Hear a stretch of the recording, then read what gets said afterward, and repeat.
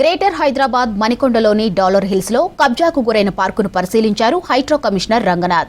Dollar Hills layout మొత్తం 30 ఎకరాల్లో ఉందని, పార్కు స్థలంతో పాటు రోడ్ల స్థలాన్ని కూడా రియల్ ఎస్టేట్ సంస్థ కబ్జా చేసిందని కాలనీ వాసులు హైడ్రాకు ఫిర్యాదు చేశారు. గత 3 ఏళ్లుగా హుడా కమిషనర్ కు, మణికొండ మున్సిపల్ కార్యాలయ అధికారులకు ఫిర్యాదులు చేసినా పట్టించుకోలేదని చెప్పారు కాలనీ వాసులు. హైడ్రా కమిషనర్ కు ఫిర్యాదు ఇచ్చిన 15 రోజులకే స్పందించడం కాలనీ వాసులు హర్షం వ్యక్తం చేస్తున్నారు. ఇక అనుమతులు లేకుండా పార్కులో బ్లాస్టింగ్ చేస్తున్న వారిని గట్టిగా వార్నింగ్ ఇచ్చారు రంగనాథ్. పర్మిషన్ లేకుండా బ్లాస్టింగ్ చేస్తే కేసులు నమోదు చేస్తామని హెచ్చరించారు.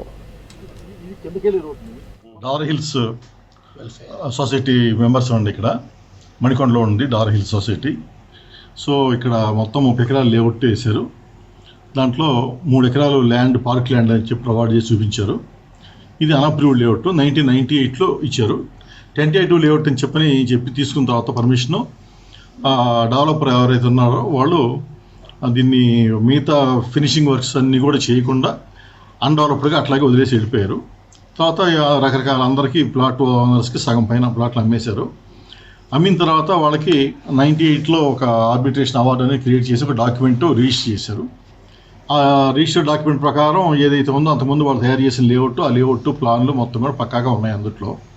తర్వాత 8 ఏళ్ల తర్వాత వాళ్ళకి కొన్ని పార్క్ ల్యాండ్స్ కూడా కాజేద్దామనే దుర్బుద్ధితో వాళ్ళు మళ్ళీ వేరే ఇంకొక ఆర్బిట్రేషన్ అవార్డు మళ్ళీ కొత్తగా క్రియేట్ చేస్తున్నామని పాతదానికి రెఫరెన్స్ ఇస్తూ తయారు చేసి ఇది ఈ 6 ఏళ్లలో చాలా ప్లాట్లు అమ్మేసిన తర్వాత సో కొత్తగా వచ్చేసి మళ్ళీ ఈ ఇంకొక ఆర్బిట్రేషన్ అవార్డు క్రియేట్ చేసి దాంతోపాటుగా ఈ పార్క్ ల్యాండ్ ఉన్నైతే మాకు ఏదైతే 3.5 ఎకరం కేటాయించారో ఆ 3 ఎకరాల చివర దాన్ని, దాంతోపాటుగా 2 బ్లాకుల మధ్యలో రోడ్లు ఉంటాయి అన్నమాట.